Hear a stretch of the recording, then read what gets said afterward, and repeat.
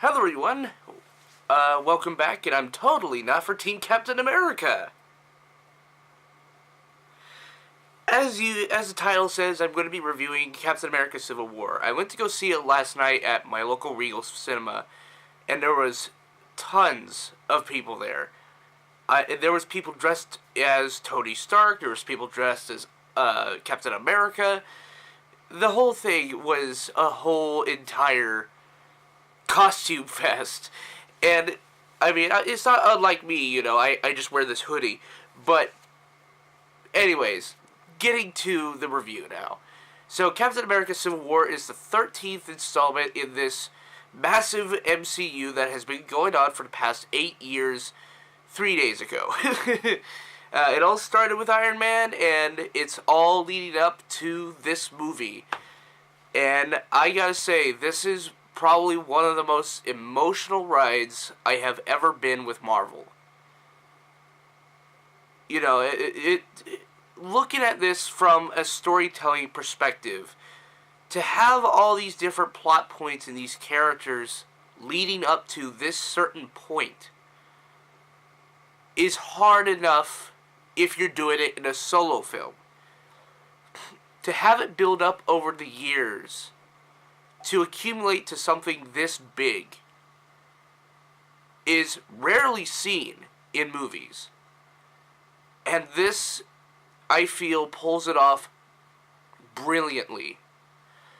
This is one of those films that I'd suggest you go watch now. You purchase that IMAX ticket, purchase the IMAX 3D ticket, whatever. Go watch this film, alright? There's not going to be any spoilers in this review, but I am going to have an analysis video of it after this video. So do not wait for the analysis video. Go watch the movie. I'm going to wait 1 week before I release an analysis video of this movie. But go see the movie so that I don't spoil anything for you. That being said, let's continue on with the review.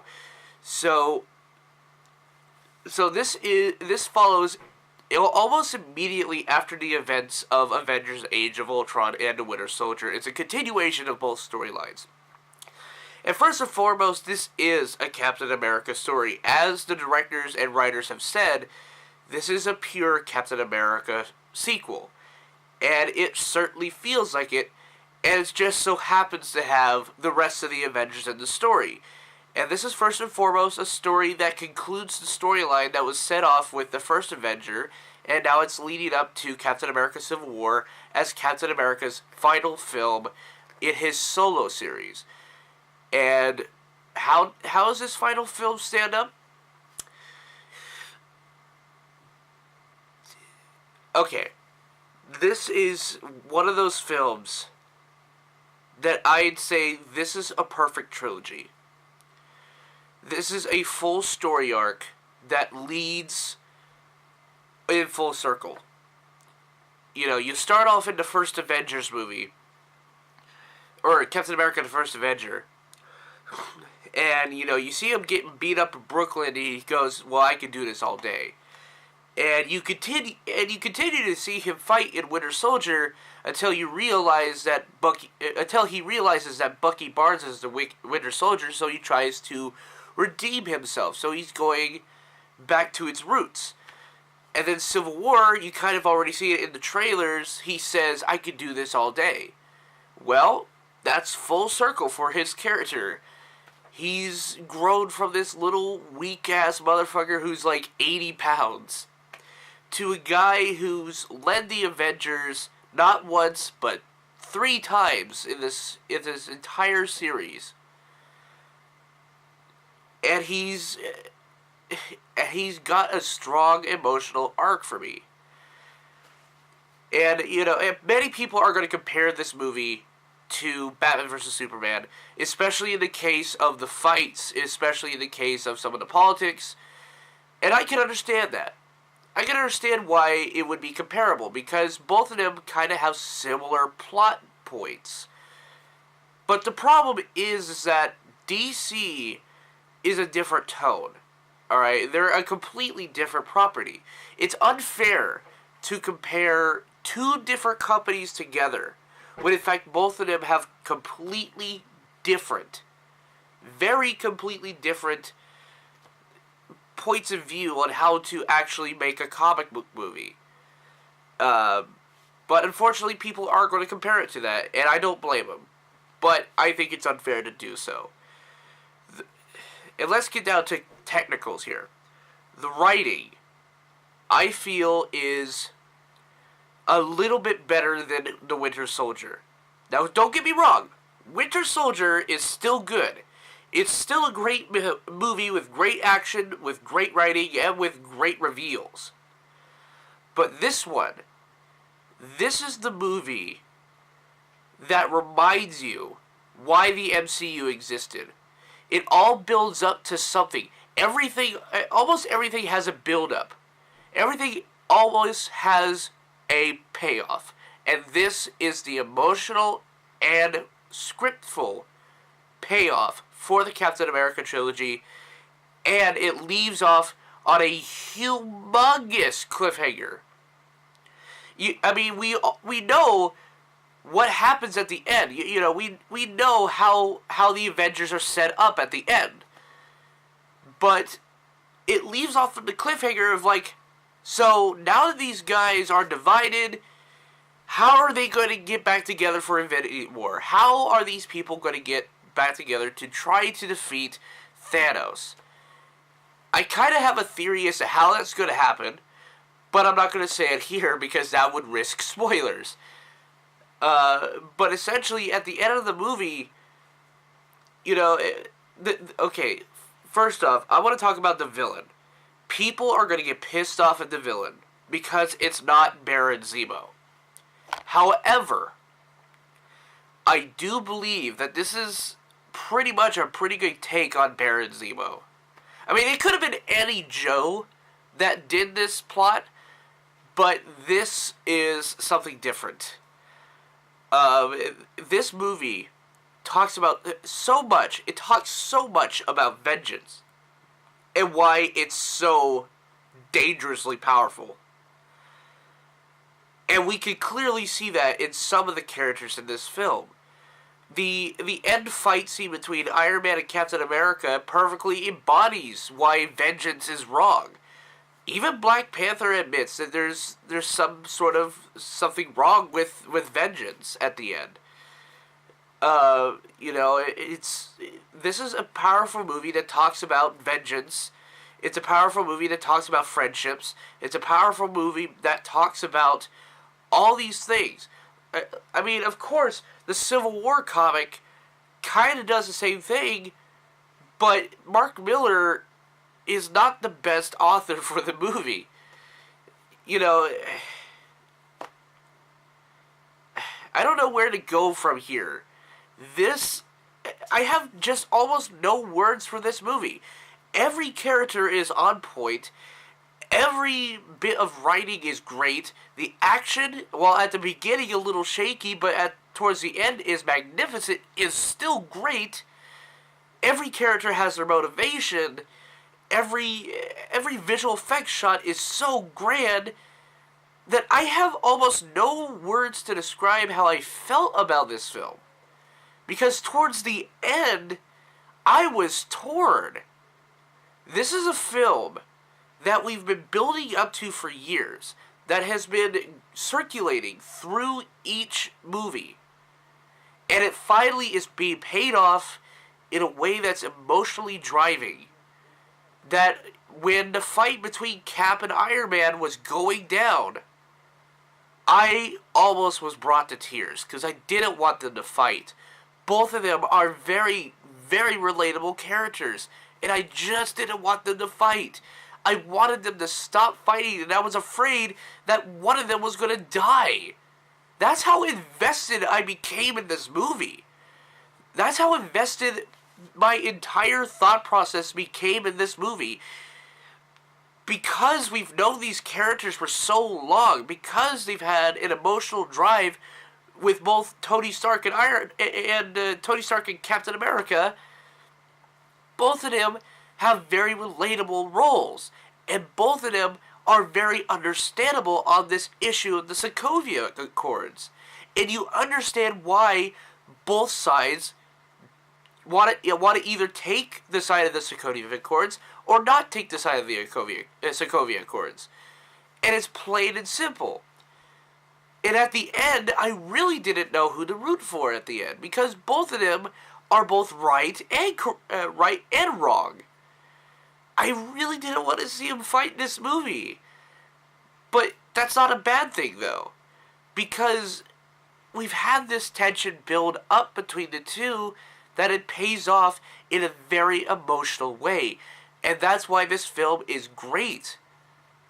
This film is great. Now, a couple things here. Is this the best Marvel movie to date?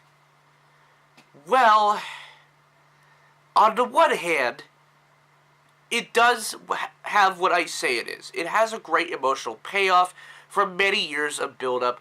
It has many great character moments. It has some of the best writing I've seen. It has some of the best action I've seen in any comic book film. But then on the other hand, there's movies like Guardians of the Galaxy and The Winter Soldier who have very fully rounded films. They're very fully rounded, very well-written movies. They're pretty concise and they're pretty concrete in their filming. So, what I'm saying is, I really don't know where I'm going to place this film. I really don't. This is one of those films I'm probably going to have to see more than once to really get an understanding of where I want to put it. But at this point, I'd say it's the best Marvel Cinematic Universe movie. Not the best Marvel movie, but the best Marvel Cinematic Universe movie by far. Again, as I said before, this had me reeling in my chair. This had me wanting... This had me having emotions. And that's almost rare in a superhero film. That's almost rare. And you know, I mean, we've had emotions with the Avengers and the Winter Soldier, but not like this. Not like this, when both sides of the fighting are between two characters that we've grown to love over the past 8 years and 4 days. This is emotionally driven. This is character driven, and every character gets its due. Oh yeah, and I forgot. I keep forgetting to mention the newcomers, okay? This is also a movie that introduces the newcomers to the MCU. We got Black Panther and Spider-Man. And of those two, I think both are equally good. When I saw Black Panther appear on screen, I got chills. This guy looks amazing. The costumes for Black Panther, Spider-Man, everyone else was spot on. This is pretty good. Black Panther's fighting style, I can't wait to see in a future Black Panther movie, and I'm kind of sad we have to wait a couple years before we get it, but it will be worth the wait, I feel. And with Spider-Man, as many people online have already said before, this is probably one of the best iterations of Spider-Man / Peter Parker since Tobey Maguire. Especially since he has a pout face. No, just kidding. Just kidding. Tom Holland doesn't have a pout face. But what is really interesting about this character is that when we find him, this is slight spoilers. When we find him, he basically has a shitty suit.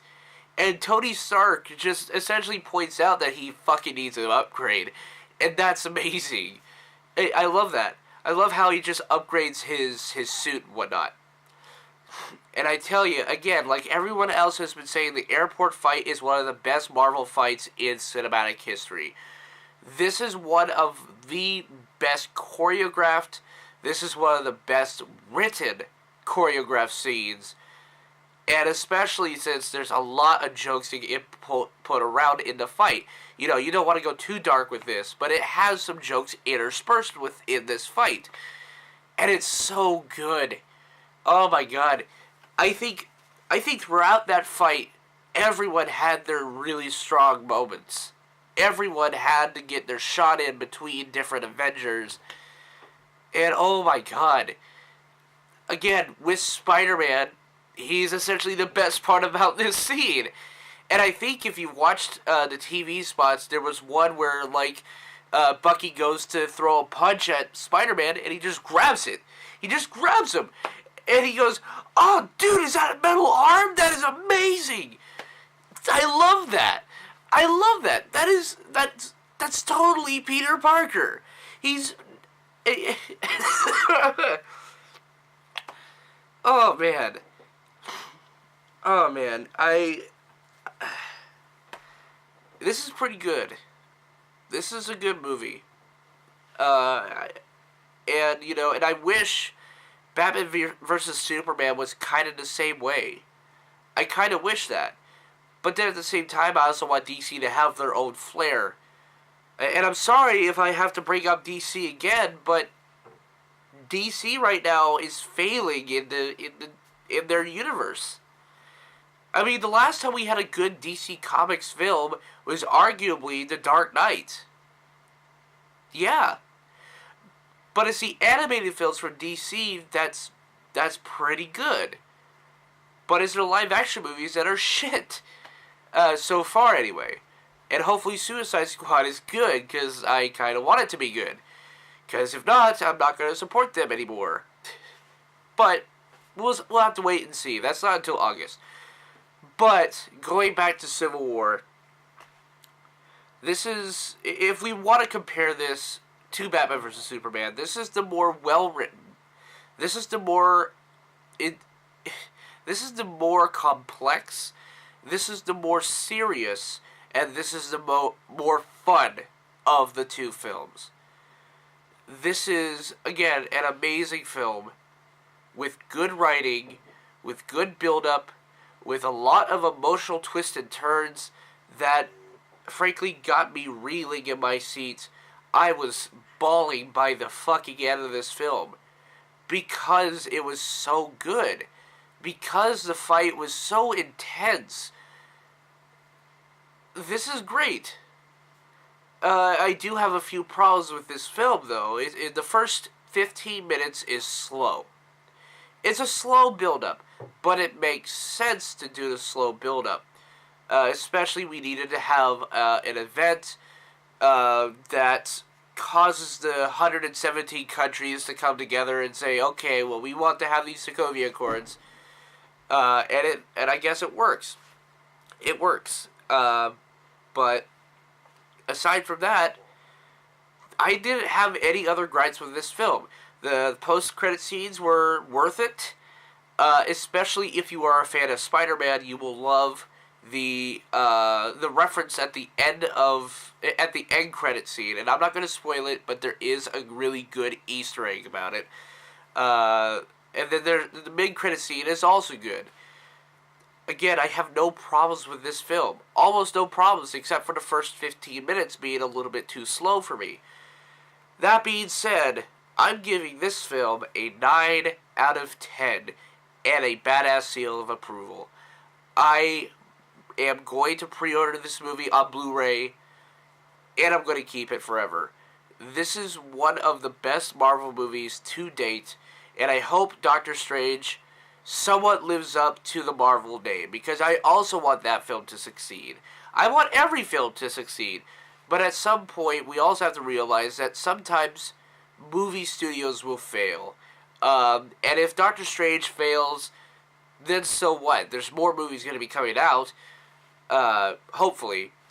But yeah, so have you seen Captain America Civil War? What did you think about it? Let me know down in the comment section below, and tell me, who is your favorite Avenger? I really want to know that. Or who is your favorite comic book character from the Marvel Universe? Let me know down in the comments, and peace.